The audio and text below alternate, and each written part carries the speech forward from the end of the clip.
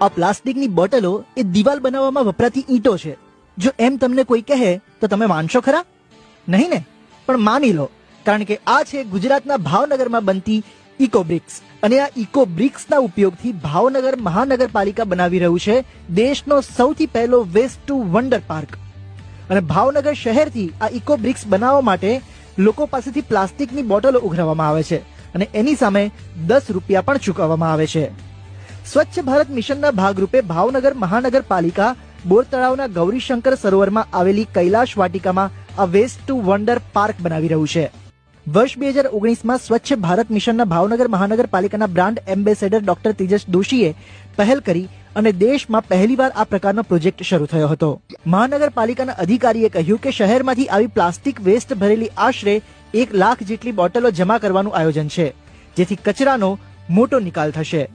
આ કામમાં લોકોનો પણ સહયોગ ભાવનગર મહાનગરપાલિકાને મળી રહ્યો છે અને લોકો પ્લાસ્ટિક વેસ્ટ ભરેલી બોટલો વોર્ડ ઓફિસ ઉપર મોટી સંખ્યામાં જમા કરાવતા થયા છે.